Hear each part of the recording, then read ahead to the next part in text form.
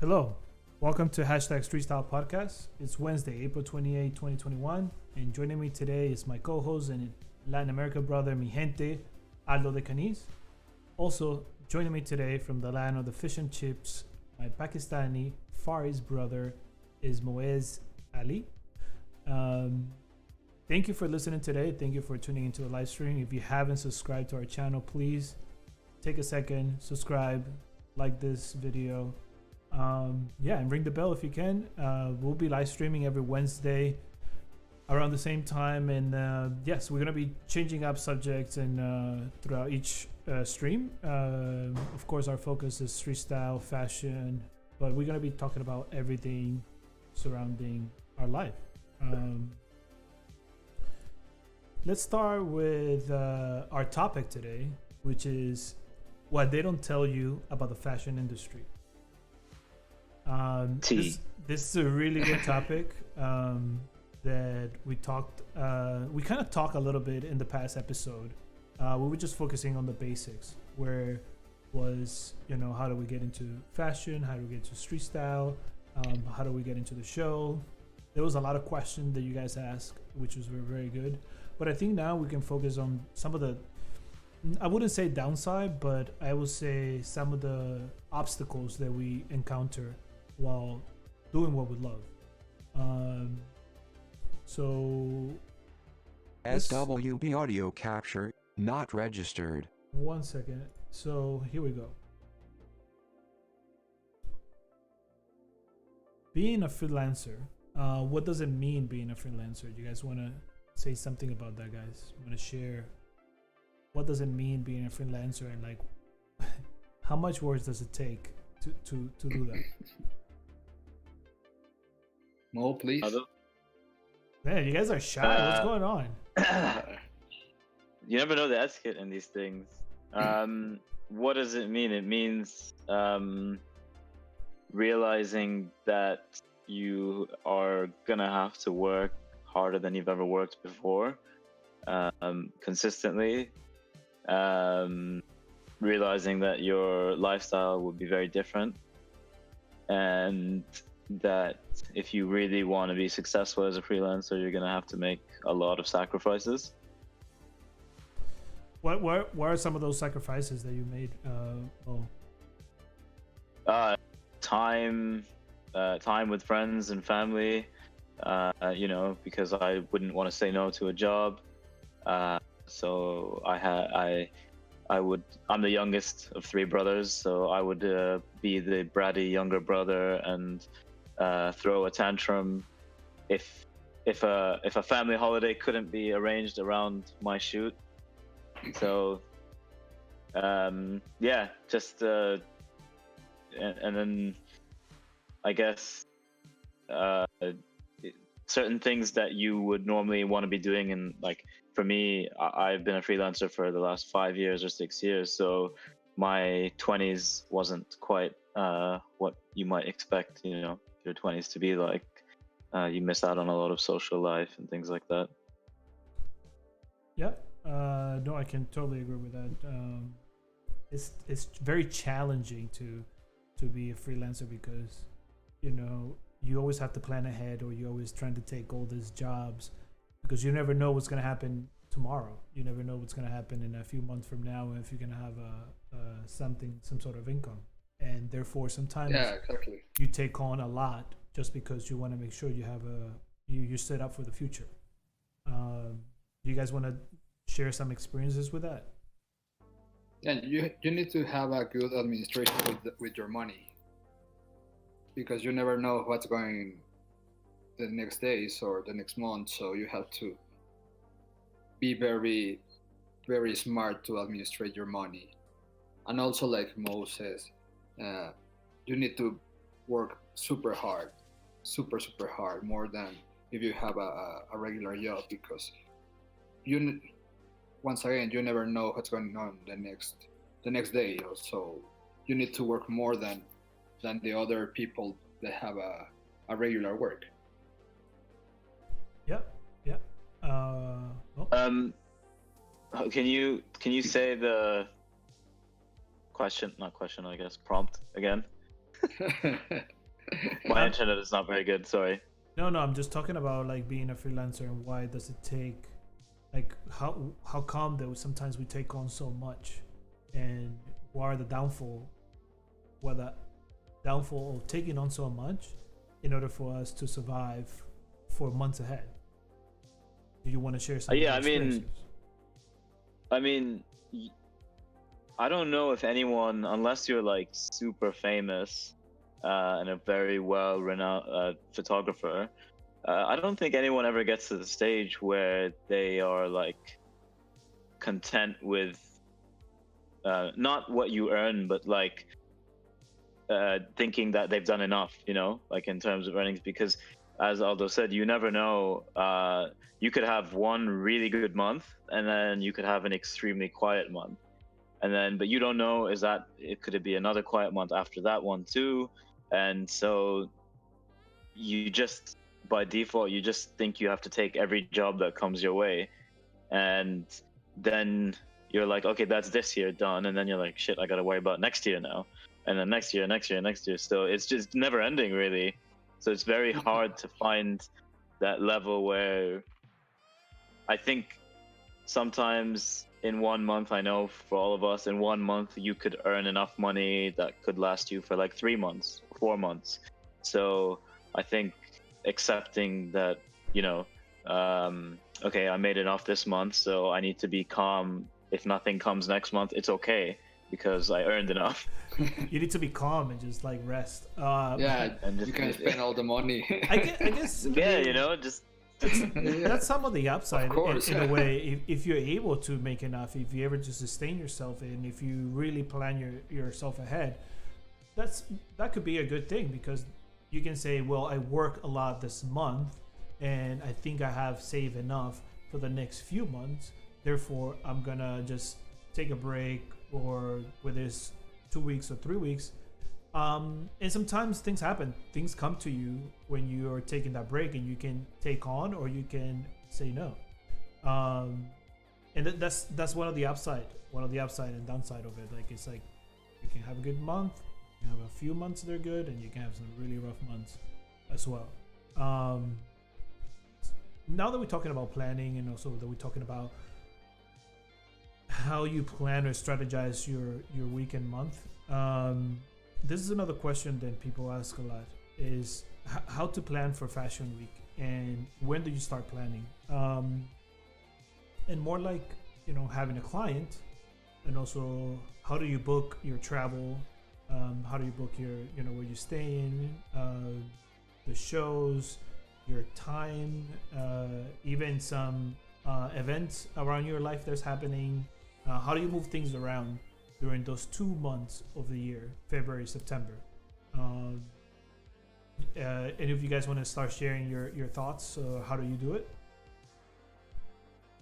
Yeah, I mean, for a little while, I was so last minute with my planning. Like, I would book, like for February, I'd book things in like mid-January or like early January at the, you know, at the earliest. But then as I started to get more clients, I realized, like, okay, shit, you really need to be organized. So I now try to plan like at least 2 months in advance. But again, it's hard because you don't know if you're going to have a client or not. Some brands decide very last minute that they're going to book things. Some brands book you in advance. But then, you know, even if you get booked in advance, is that client enough to last you for the month? You have to weigh that up. Like, am I earning enough from that one client? And then sometimes you have to take the decision. Last season, I had 2 clients for the month, right up until the start of the month. And then I was like, I'm just going to take the risk and hope that I get some clients last minute. And that's what I did. And that's what happened. So, yeah, I mean, in terms of, and then in terms of like booking things, typically you aim to do all the cities, because I mean, luckily, if you're going to cut one, it's probably going to be, from my end, it would be New York, because I'm in Europe, so the other 3 are more accessible. But typically you try to plan for all 4 and see if people want to share accommodation with you, you know, keep costs down. So I've stayed with someone every season for the last 4 or 5 seasons. and then yeah, and then you kind of I don't budget like for food and stuff like that. I'm just like, you know, whatever, I'll just spend what I spend. Just winging it, right? Yeah. If you have a client, you can start scheduling like 1 month before the fashion month. But sometimes in my case, I book 3 weeks because if you don't know if you are going to sign with that client or no, or what's going on, like some seasons, I just book New York because I don't know if I go to Europe because you don't have client or something. And sometimes you book like 1 week before it's starting. So it's every season is different. Every season is different. You can like schedule like I'm gonna book. Okay, if you have a client that you have a contract with them, you can book 3 months before. But it's like some specific cases that they can do that. In my case, I don't schedule like with a lot of time. I just 3 weeks or 2 weeks or 1 month. It depends, and I start like Mo said, looking for Airbnbs or looking for hotel or collab with somebody or to have the better income, not to spend all the money in the flights or in the accommodation. Yeah, I think that things varies depending on who you work or who you have as a client. It's very hard to plan ahead if you don't have a client, and most of the clients, especially the month of February, they have the holiday off, like the New Year's, Christmas, and whatnot, and they don't come to you mid-January or maybe late January, and Fashion Week starts the first week of February, and you try to book everything right then and then. By then, you know, Airbnbs are sold out, especially in Paris. It's very hard. Also, travel will probably be more expensive, and you run a risk on booking a lot of things, planning that you will have something come up, and then all of a sudden nothing is on your plate in order for you to work with a client. So we do take, as a freelancer, we do take a lot of risk, and it's also very important that, you know, start conversation with brands or with outlets to make sure that you're covered for the whole month of Fashion Week, or at least for one of the easiest city. It's again, it's really hard, and everybody has their own way of how to book your fashion month. But as you can see, we all have our struggles, and it's very difficult to make sure that we got it all figured out. You also have to know like what you get in each city. So sometimes I get a client that just books you for the whole month, but so I know, for example, in Paris, I'm not going to get any backstage jobs. I never do. So I have to rely solely on getting street style or influencers. But in New York, I do majority backstage and not as much street style. So I have to find like clients that can also work to that schedule. And then the other thing as well is deciding if it's going to be worth it, because you might have clients, but then let's say hypothetically you spend, I don't know, 3K in the month on your flights, travel, food, and everything, hypothetically. Yeah. Then you have to make sure that you're getting a client that pays clients that add up to at least 3K. But then if let's say you're making 4K in total in the month, so your profit is only 1K, it's like, is the month really worth it? Yeah. So you have to make sure you're making like at least double or triple what you're spending for it to be really worth doing the whole month as well. And we all start from somewhere. We all start from like maybe breaking even. I remember me doing my first Paris fashion show. I have no client. I went on my own dime. I just wanted to get my foot in because I was already shooting New York. I already shot like New York twice. It was my third time shooting New York Fashion Week, and then that same month I was like, okay, I wanna go to Paris and shoot that, and that's where I met Aldo. And then the next season I was able to do New York, Milan, Paris, and then get the ball rolling. Because when you shoot New York, when you shoot one city, you don't showcase that much. You only showcase just that specific city. But when you continue the conversation and you're still in social media and you're still shooting and tagging some of those outlets or editors or buyer, what have you, maybe they'll take notice of your work. And I think that's how the snowball momentum starts. But it's very difficult because you put in a lot of work and you put in a lot of effort and investment that in the future you hope to land one of those jobs.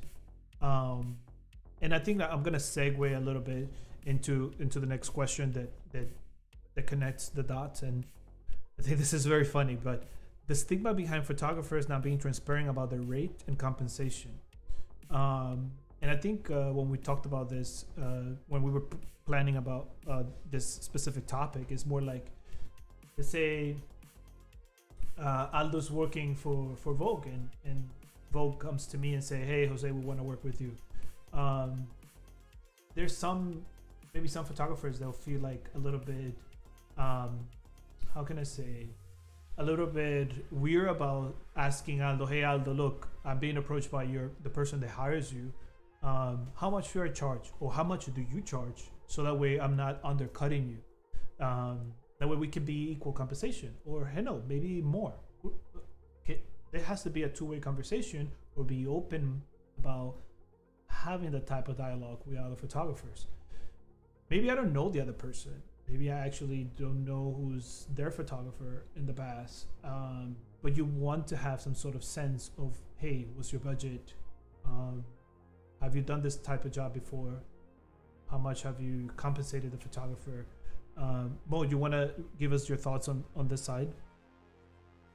Mo has a lot of experience, as you can see. Yeah, I think I've been in situations where I've had a brand approach me and I've quoted for the job, and then I've quoted what I thought was the right price. You know, when I quote for a job, I'm not thinking of what other photographers I'm charging and how I can just undercut them a little bit. I'm thinking of what I think is appropriate for the job.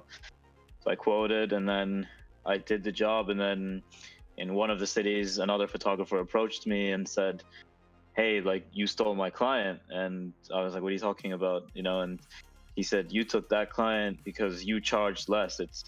He's like, it's not because you're a better photographer, it's because you were cheaper.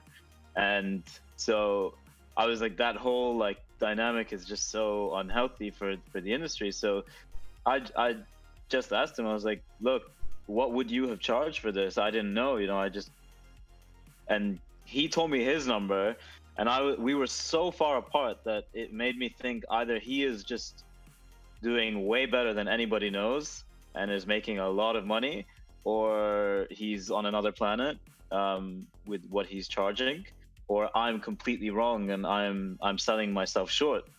And you know, that can, there's not a lot of clients out there for, like, there's going to be overlap. There's going to be times when, you know, your client will approach someone else and vice versa, and you know, there's not enough for everybody to have their own clients only.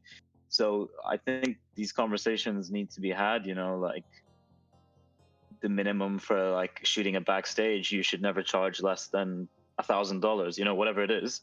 And then everybody knows like that, and then nobody's undercutting anyone. And then brands will also raise their bar for paying the minimum, you know, because if you have photographers who are charging less, then the brand will use that as their bar, and you'll never be able to get in. We will never be able to make a living. Aldo, you want to give us your thoughts? But it's a very thin line that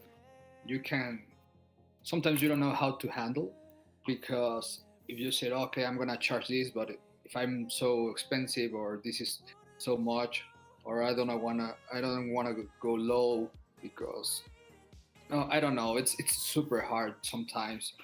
And how Mo said that if you charge less than the other that is charging the triple, it's like, oh my god, I can charge like 2 more or 5 more. So yeah, it's hard to know who charge more than others, or the brand quality things. If the brand doesn't want to work more with that photographer because the budget is low, or it's very complicated. No, I think that referring back to what Mo said is that if I'm charging a lot of money and somebody else can do it for less. I have to look at myself and say, is it correct that I asking for so much? Because then I would not land the job. So you have to be reasonable. At the same time, you have to set a standard where you can say, okay, this is my actual fee. A lot of times when brand approach me, I ask, hey, you have a budget? Because they do have a budget. All the brands, everyone has a budget. And some of them are very, how can I say, they don't want to tell you what's their budget because maybe it's a lot and they don't want to pay you, or maybe they want to see if I'm gonna come in low. But you need to think about what's your worth, how much they're getting, and how much work you're gonna put in. So I think that the most important thing about this is more like having a communication in our community as a street style photographer, and not feel that we're trying to cannibalize each other. It's more like, hey, the bar is set too low. We need to be able to make a living. We all need to decide to at least set the bottom floor in order for us to make a living. And that's something that that's a perfect world, but it's really hard to happen. It's really hard. It's impossible. But again, I mean, there's new people every city, so we can have an agreement right now and a group of people, and in a few weeks or time, then somebody else is gonna come up and just, everything falls apart because that person is doing it maybe for free because it wants just some sort of something under their belt. I mean, you even just saying like a ballpark, you know, if I get the reasoning behind not always wanting to share your rates, but you know, if like Jose, if you came to me and said, Mo, what should I charge for backstage? You know, you're not asking me what do you charge. You're saying, so then I can just say like, you know, to me, the minimum I would do this for is X, and then like at least you know, you can give, and then I don't have to give you the rate I'm giving, but you know, then I'm giving you what I'm happy with. So because then it creates like this like people start assuming things or like spreading misinformation about other people, or and then you build up impressions about other people like, oh, this person undercut me and this person does that, and just because they have your client now. But that's not always the case. And I was telling you both earlier today that just today I had an example of I quoted for a job and then I followed up to ask what was happening, and they replied and said, oh, we found a photographer who will do it for X price. And that price was less than half of what I was charging. So now I'm like, do I need to adjust my rates for COVID? Is that what everybody's doing, you know? Or because nobody's talks about it and nobody's really open about it, it's hard to know. Yeah, no, I totally agree with you guys, and I think this is going to be an ongoing conversation that we need to have. I'm getting a lot of comments from our audience. I want to tell you guys, the audience itself, we're going to come back to you and we're going to answer some questions. We might not address it right now, but I want to go run through our subjects first, and then we can go back to you guys, and please stay tuned. There's going to be a lot more. Moving on and talking about the community and the photography and the whole stigma behind not sharing or not divulging what you guys do. This is another good question that we get asked a lot.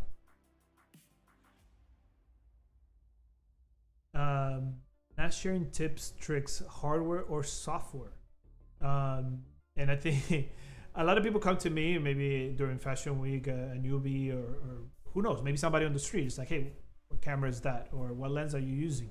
Or what's the setting on your camera? Or even Aldo have asked, hey, Jose, what do you think about this new camera that's coming out? What should I do? I don't mind sharing my information. You're gonna start with that question, and I'm gonna make a question. Why do you put the tape on the? Explain to all of us. Mine, I put the tape around because it was getting damaged and chipped. But to me, it's more like I don't care if people see what I'm shooting with. We all pretty much have the same equipment. But it's more like all of us, we know what camera is that. But it's more like it's just for fun. Well, I think it's not even like the equipment, because the equipment you can't really hide. Like, it's right there, everyone can see it. But you know, sometimes I think you know, maybe like the way I came into photography was not like I didn't study it, so I don't yet understand all the technical things so well. So you know, sometimes if I'm having trouble backstage because like the lighting is really bad, I want to be I want to be able to just ask someone like, hey, like I'm really struggling with this, like for some reason, you know, do you mind telling me what you're doing, you know, like how are you coping with this light, you know, or whatever, and for that to just be like a normal question. Whereas if you ask someone that, they'll be like, oh man, figure it out yourself. Like, you know, there's not really any openness in that sense, because people get worried that they're going to start shooting exactly like me if I share this with them. And I wish they would understand, like, a lot of us probably shoot on the same settings anyways, but we just shoot differently. It's not about the settings. The settings isn't what makes our style and stuff. So yeah, I wish people would be more open or just willing to talk about that.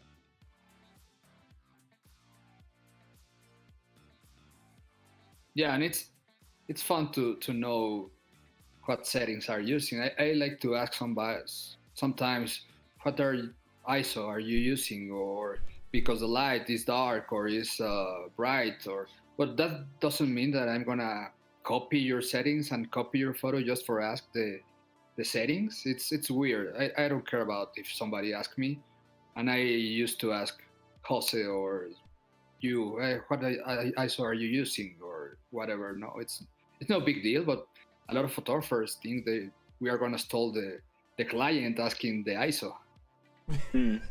Well, I'm gonna get the same shot because we're on top of each other. It's like, I actually shoot at ISO 100, so I'm better.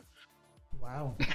Yeah. So beautiful and crisp. But even when you get a new lens, you know, like I remember when I bought my 70-200, I got it right before the season started, so I didn't really have time to, you know, learn everything about it. And there are some, like the stabilization and the different aperture options on the lens that I didn't really understand. So I remember I came to you, Jose, at one point, I think, and asked you, like, you know, I just bought this lens, and are any of these things important to shooting? You know, is this going to impact anything if I have it on the wrong setting?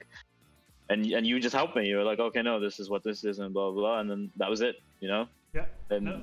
That's just not very common. Just to let the people know that Jose is the geek of the photo. So we go, and we ask, oh, Jose, how can I do this? How can I do that? And No, he help us. I just read a lot of manuals. I just read the manual, and then No, but you. I do some of my homework too. I just like to I'm very geeky about like how everything works because I just want to take advantage of what I have. Moving on real quick, and now to put it all together, that we have the street style community and the photographers not sharing certain things, but now let's work with like the clients as well. How do we get compensated, and how do we get the client? How do we do this, people? How do you actually get a client, and how hard is to keep the client on board? And tell us how you start. I mean, from our experience, a lot of us shot for free. A lot of us just want to get exposure. A lot of us, you know, want to land that client. They might not pay us today, but if we do a good job, or if we open a relationship with them, there's some payoff in the future.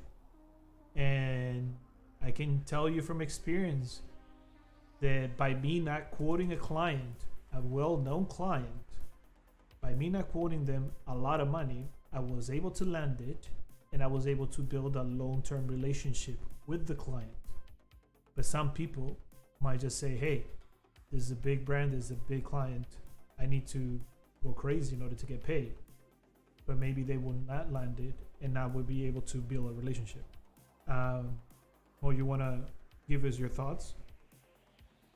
I mean, I think I've seen cases where I've seen how friends who are other photographers interact with their clients or new clients, and it's sometimes I'm surprised at the way they deal with the client. You know, they're like very like formal and curt, and there's no element of relationship building. You know, and it's is very transactional, and I think that people need to understand that to get clients, it's a long game. You have to invest the time in the relationship. You have to accept that things may not go the way you plan them or the way that you think they should go. So it may not be fair, but that's just how it is, and you have to accept that.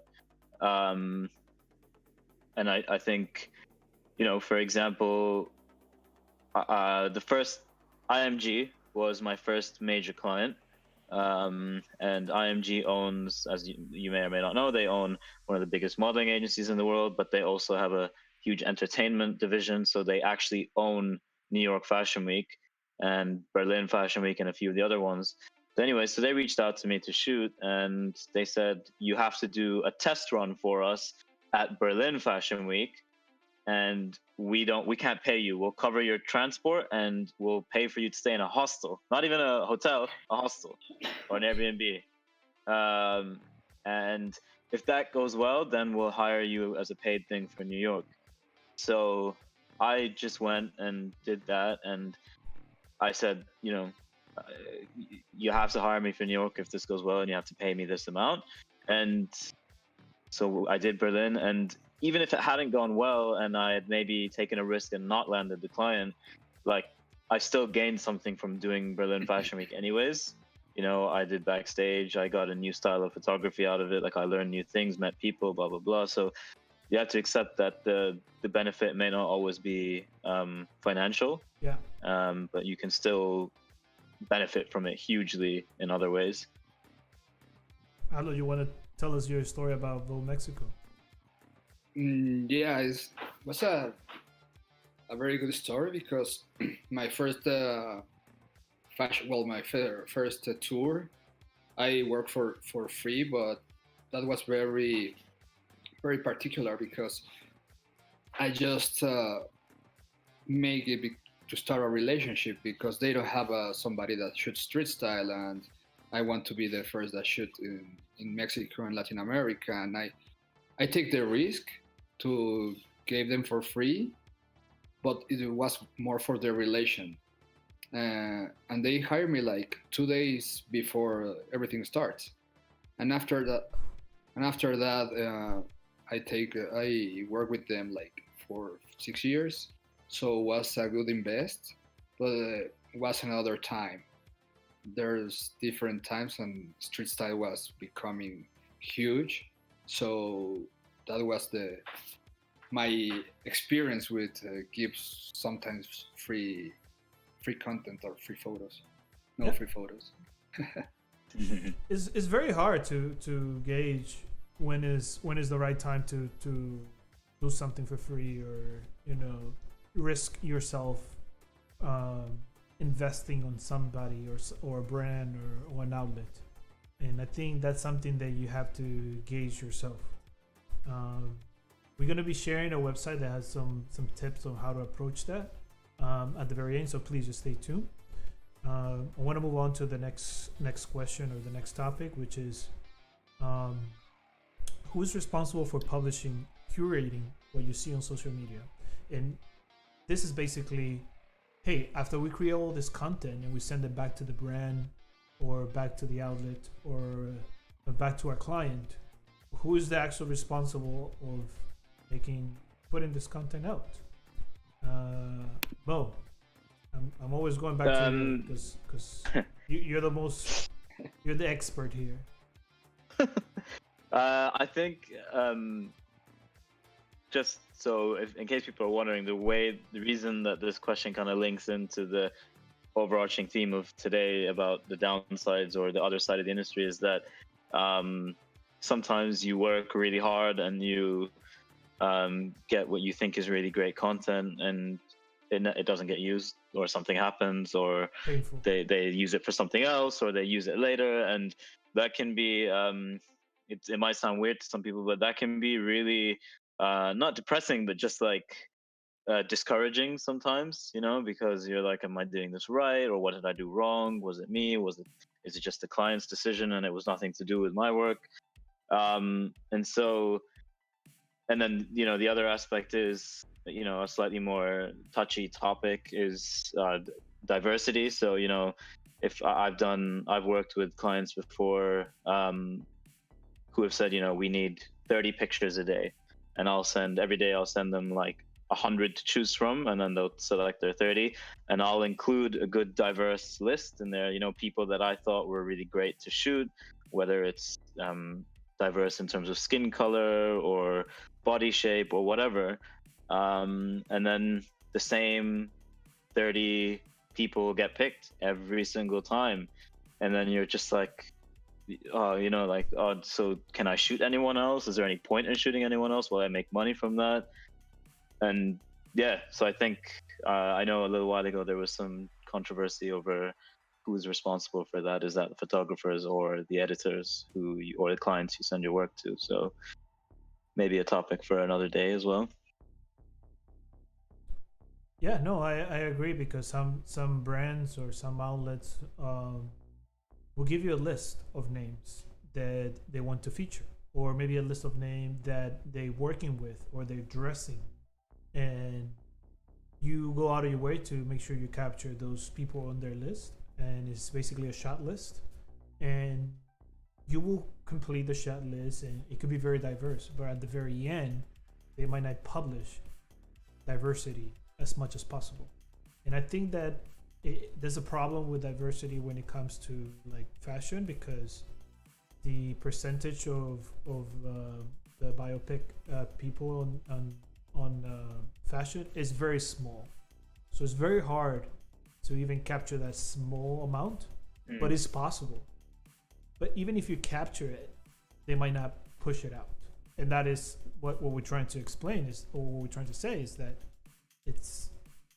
we're not responsible for them publishing. We're responsible for capturing, but at the very end, it doesn't lie upon us. I don't know if that makes sense. It's not a case of I send 100 pictures and they'll just choose the 30 best pictures I took. It's not about the strongest quality shot. Always, it will be about who's in the picture sometimes.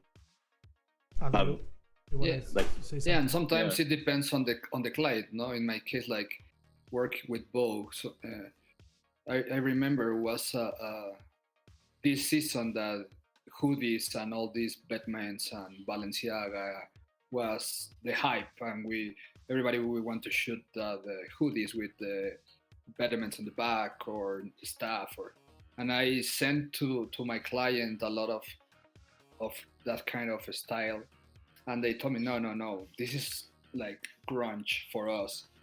I want like more dresses or ladylike or yeah, and so it depends on the client. And I was like, oh, okay, yes, I understand that I was like shooting the trend and not shooting the style that they need, and they decide, and also the editors in chief, they decide who to publish or the brand, or it depends. Sometimes it's not about us, it's about our clients, and we can decide what they publish. Yeah, no, I totally agree. Something funny that people don't understand, most of our friends don't understand, is what friends, family think of our job. And I think this small collage kind of summarizes what we go through during Fashion Week, where people think that we're just living ourselves with posting for pictures, or that we're making a lot of money while we're shooting, or we're just on vacation drinking wine and eating baguettes in Paris. But meanwhile, we're very poor. We're just out there on the street. We never sleep. Basically, we're just miserable. Do you guys want to share what your family and your friends think about what you do, or what kind of messages people send you? Yeah. Aldo, you go ahead. Yeah, sometimes it's very very difficult to explain family or friends that what do you do. They just think that, oh, he's a photographer, he's shooting, but they don't understand a lot of how it works. They just watch our stories or Instagram. Oh, he's in Paris. He's in London or whatever, and it's like, oh, that's amazing, but they don't know the real story of this, that we don't we don't sleep a lot, we don't eat in hours, or sometimes we forget to eat. So the hard part, and they don't know, we just expose the Eiffel Tower or good things, but it's really hard.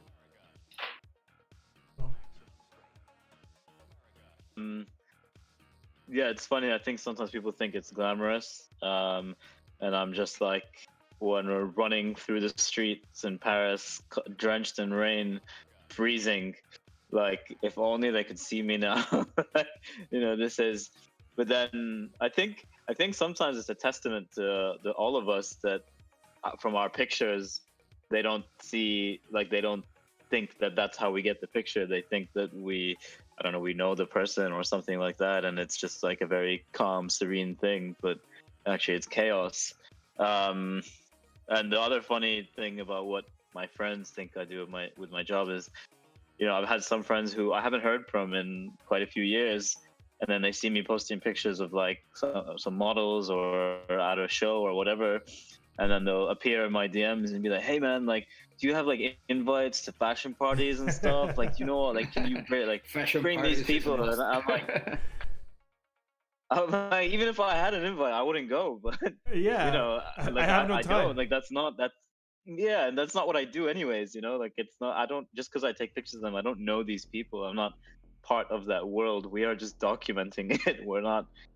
We're kind of outside it, and some some photographers know the people, and we know some of the people we shoot, but it's not like we don't all then get together afterwards like, okay, street style hour is done, now let's go out. Let's go hang out, have a party, and like whatever. I mean, to me, yeah, our party is get pizza.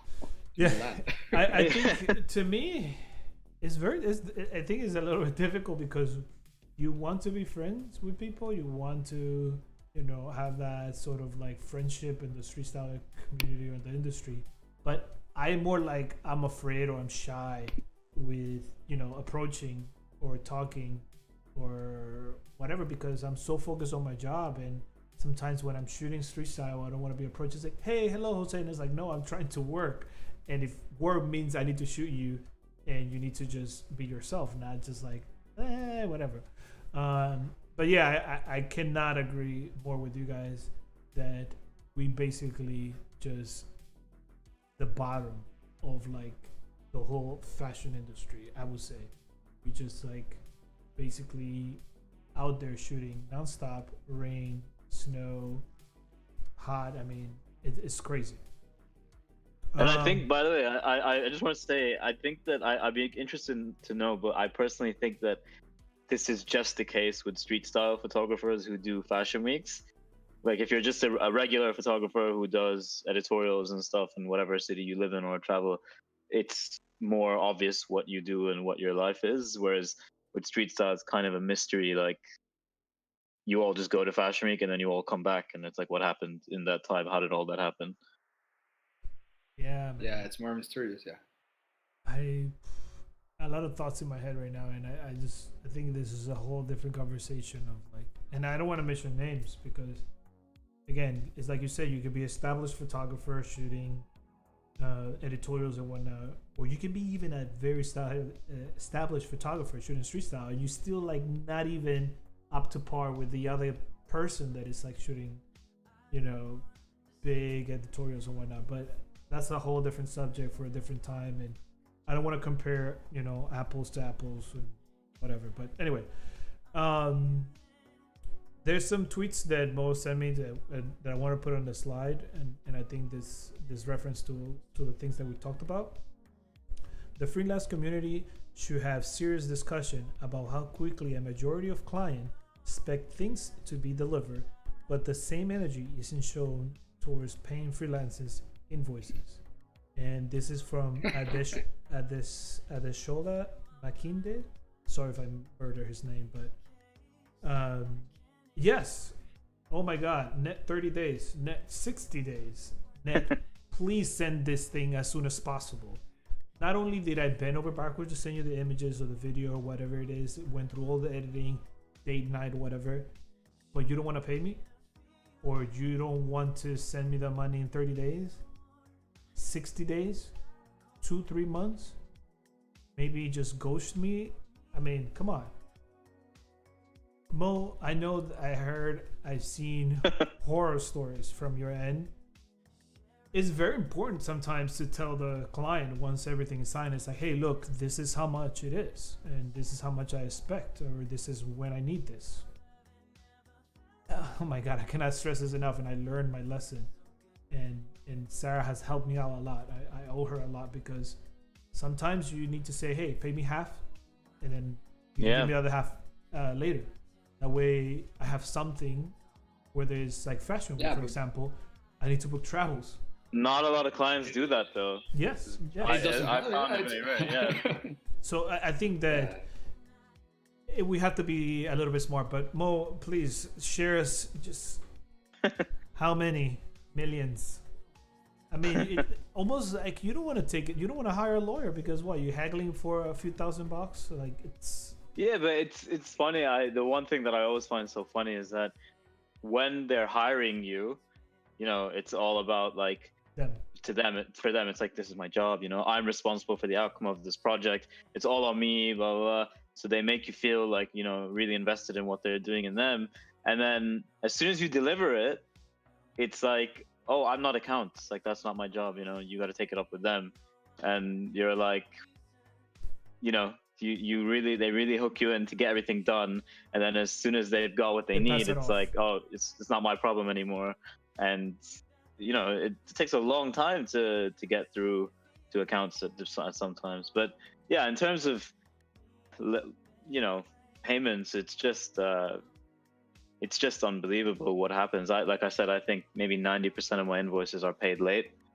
And you know, I have a case now where I'm just not going to get paid from the brand because they went into administration. So it's like, you know, oh my God, now what am I supposed to do now? You know, and then during COVID, I'm sure a lot of photographers had the same worry because we did February season and then COVID kind of hit and you're like, shit, how's this going to affect my payments? And sure enough, like I got emails from some of the biggest fashion conglomerates in the world telling me, oh, we're freezing our payments for 90 days. Sorry. And you know, and there's just it's such a shame that there's no regard for, or very little regard for us on the other end. We can sometimes be seen as like sometimes disposable, you know, like got what we need, cool, bye. Yeah, I mean, Barney's is one of the biggest example. Yeah, I know someone who put everything. That's a really, really sad story. I know somebody who put everything on their credit card, and it's gone, and really they sad. didn't pay that person back, and this person still all that debt on their credit card, and they got all they wanted. And I mean, this is like nightmare scenarios, and I don't want to get into it because it's very demoralizing. But the way it comes into the community is like relevant to us, I think, is if all photographers made it their standard that 50% payment up front is a requirement. Yeah. And if that became the standard in the industry, so then everybody would just do it, you know? But I think that's another issue, like the downside of the kind of the being in this industry sometimes is it's very like individualistic. There's not openness and communication with these types of things where we could almost unionize as you want to, Jose, and get these things done. Yeah, we can talk about. I mean, we've been live for far too long to keep this conversation, but I think that's the future conversation that we should have about maybe creating some sort of union. But I just want to say that we're very afraid of asking the brand to say, you know, set it from the beginning, this is what we need before you start shooting, because if that expectation is set, I'm pretty sure the brand will deliver. But we're so focused on the job in hand that we don't take care of ourselves this way. And this goes to the next thing, is the art of photography and the business of photography are two different things. And I think that you need to be business minded, very business minded, which I'm not. I'm an artist, I will say. And then you can think about, hey, how can I make sure I get covered, I get paid, or I get compensated for what I ask? Is very important, very important. And we don't have a manager. We don't. I mean, I know a lot of photographers are represented like in an agency, but it's very hard to like manage, the project. Also being able to speak to the brand itself, and then if you call them out on something, then you're the bad guy, and you're like, no, I mean, I'm just trying to cover my bases. We should create a fake assistant and put a name in. It's like, oh, email my assistant. It's actually yourself, The problem I know people. I know people who do that. Mo, tell us. No, I think sometimes, and you have to accept that you have to sacrifice the art to get the business sometimes. So I remember when I first started shooting street style, I was shooting it how I wanted to shoot it, and then certain clients came to me and they were like, we love you for your style, just shoot exactly that. And then you send them pictures on the first day and they're like, could you do maybe more like a bit of this? And then by the end of it, they're just asking you to shoot like ask the person to stop and take a head to toe picture of them, and that's it. That's all they want. And then you're compromising your artistic integrity, let's say, for business, because you got to make money and you have to pay the bills. So it's so difficult. Like, there are very few photographers, I think, who are able to maintain good business and their own artistic style at the same time. Yeah. Well, Aldo? Yeah, all of us, sometimes we shoot things we don't want to, but I think it's part of the business. And like Mo says, we have to pay the bills. So, but sometimes we get hired for a really interesting jobs and we can't expose our creativity and have fun. Yeah. Very, very true. There's this website that Mo shared with us not too long ago. I want to put it up online. Let me see if I can find it real quick.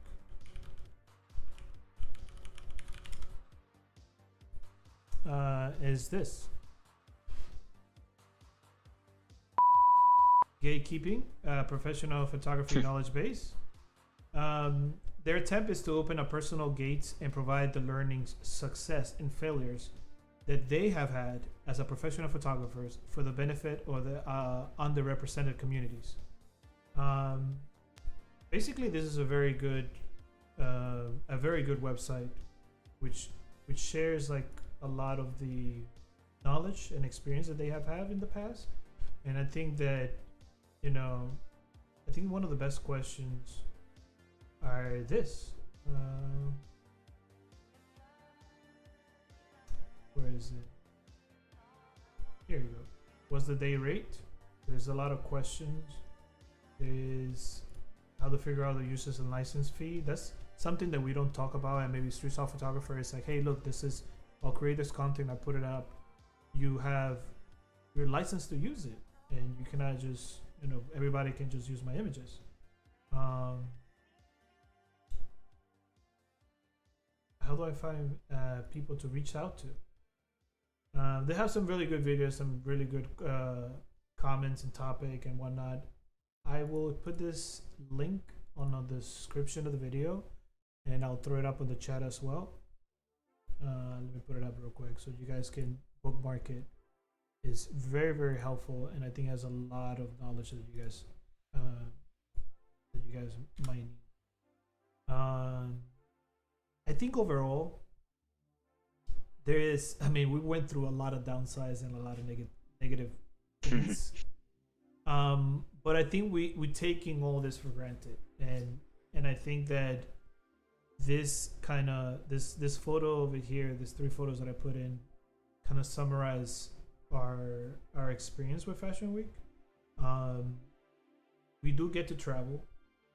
We do go to four beautiful cities: New York, London, Milan, and Paris. And we get paid. We get compensated, especially if you get a really good deal. Um, it's funny because I tend to forget that we're in a city, or like when you're very tired or when you're very late working, you forget it's like, man, I was in Paris, or I'm in this place, or I get to travel to this location. We'll have access to this huge stage to photograph, and I'm creating content. I'm creating something I love. And with the coronavirus, I think that made us think, or we'll say, made us remnants of of our good times during Fashion Week. Aldo, you guys wanna tell us some good stories or feel good Yes, stories? I think we have a great job. It's amazing to be in different cities twice a year and meet new people from other countries. Be part of the fashion industry. That's why I think it's an amazing job. And like all the jobs have good things and bad things, so it's part of this game, and I really enjoy, and, and that's what I think. I love my job. Hashtag.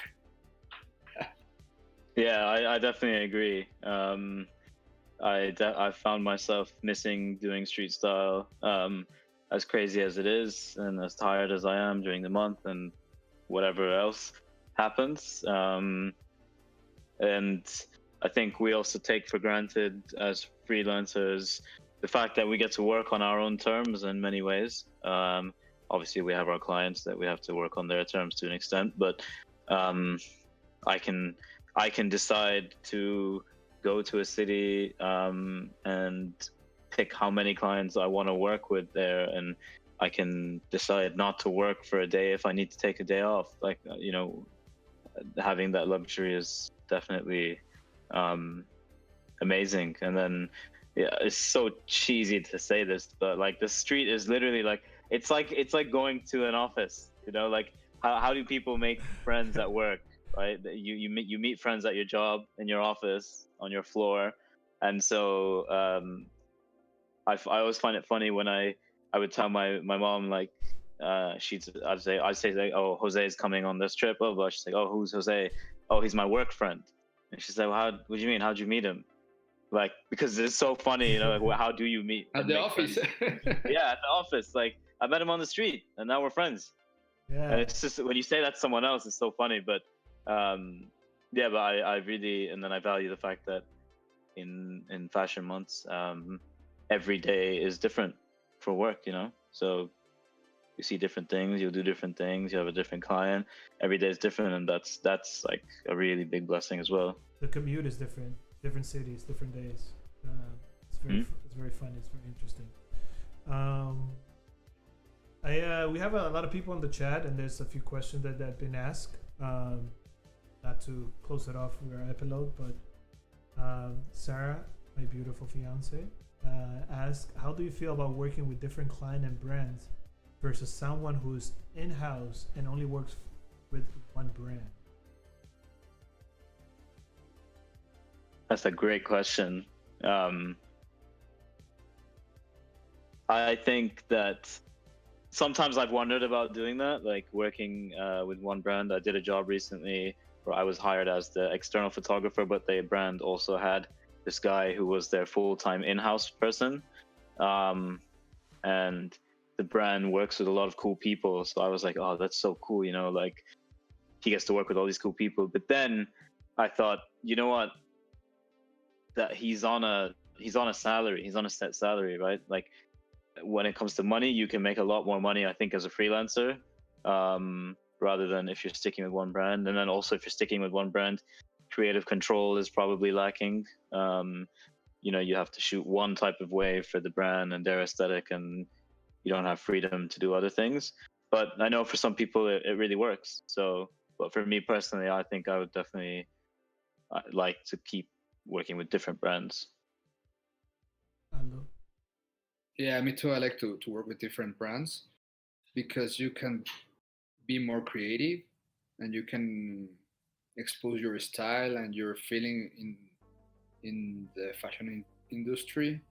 And well, to work with one brand, it's just to be more safe, especially talking about money, and that's a good thing right now. So, but I prefer the other part, more risk.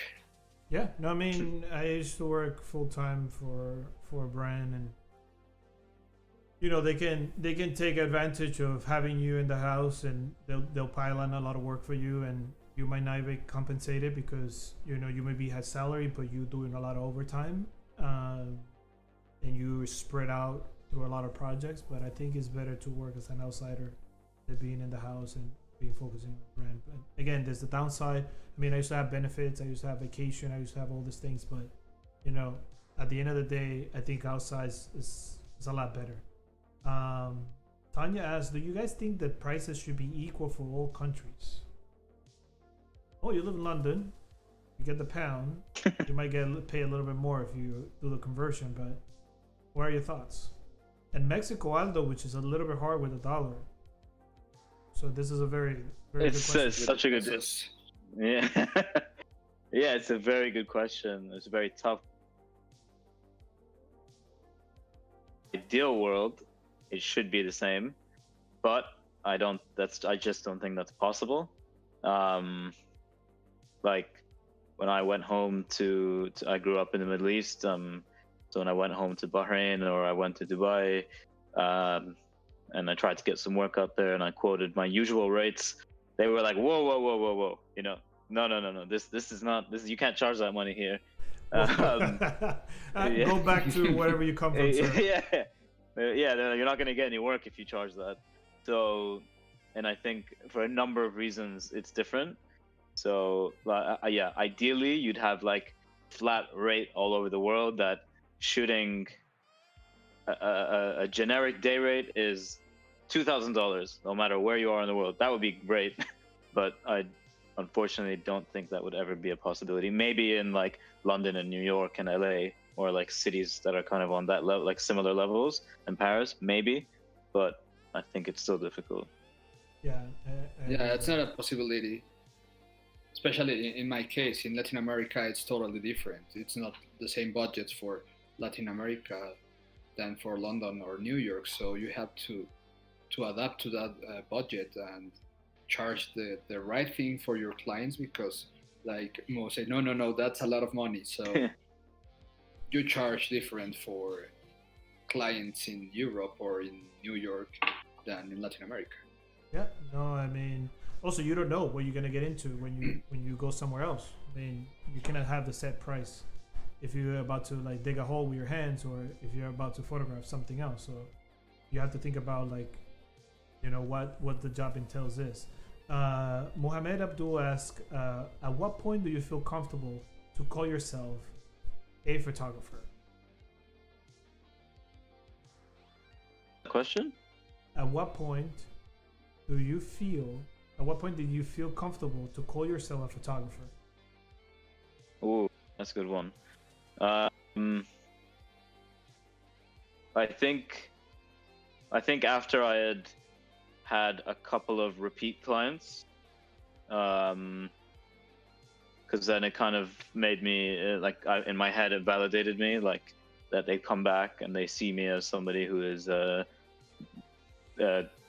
expert in what they're doing, or at least somebody who is like a pro or a regular or a professional at their job, so I think when I started to get repeat clients, and then also obviously the first big client you land, you're like okay, now I'm stepping up and I'm grown up now.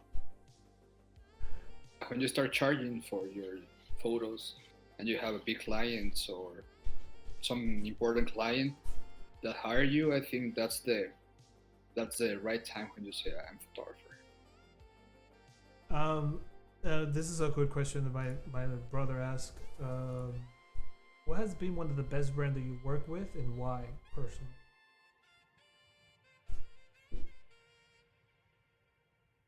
The best brand? Yeah. What, at Fashion Week only, or in general? In general, I will say. There's a lot.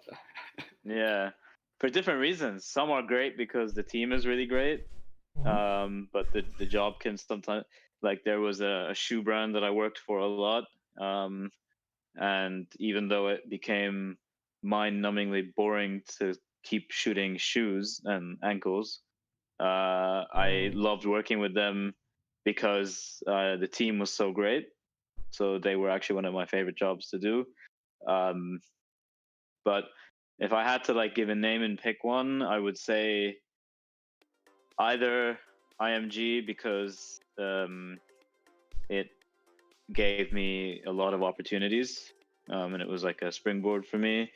And then in terms of just brand that I worked with once I became more established, Luxottica. So they own like Sunglass Hut, and they do all the eyewear. Like they're just a really great chilled out brand, chilled out team, and very flexible on the creative element, and they pay well. So that's the holy trinity in a client. For me, well, the first one is Vogue, and it's an amazing team, and the editorial it's always very interesting. And like brands, it's Nike. Nike, it's amazing brand and marketing and all this innovation they have. And also my Latin designers, I love to work with them. I really love the teams. I really love the vibe, the experience to work with the Latin people. I'm Latin, of course, but work with them, it's totally different to work with people in another part of the world. So Latin designers, I love to work with them. To me, I have a few different ones, but I think one that comes to mind is Sorel. I think it's Colombia is what the company is called, but Sorel, the shoe company, is really good because not only they were, I would say they were flexible with the budget, or they would tell me how much, or they'll be very clear, and it is a good paying job. But they were very happy with the images, and they were very easy to work with creatively.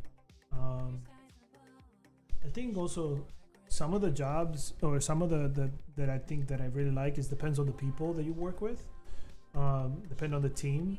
I mean, pay is important, of course, for us because we make a living out of it, but the people that you work with, if you enjoy it, if you surround yourself with creative people, I don't think the pay matters that much at the very end, because you're creating something that is really good and you're learning as well. So I think we take all that stuff for granted sometimes, that pay is important, but the people is, to me, I think it should be top priority as well. Yeah, because when the people leave a brand, sometimes you may not work with the brand again, and then so your loyalty is not to the brand, it's to the brand, it's to the people that you worked with. The team, To the yeah. people. And speaking from experience, well, I want to thank everybody who tuned in today. Please, if you haven't subscribe the channel. We're gonna be doing this every Wednesday, same time. Next week, I don't want to announce who we have in store for, but might be something different, might be a different subject. Maybe we'll have a person joining us for the first time. But please take the time to subscribe, share with your friends, your street style friends. Maybe your family want to know what the hell you do. You can give them some pointers. But yeah, maybe next week we're gonna have somebody with us joining us. Stay tuned. Take care. Hug your kids. Hug your wife. I don't know what I'm saying, but guys, take care. And Thank you, guys. Thank you. We'll be seeing you soon.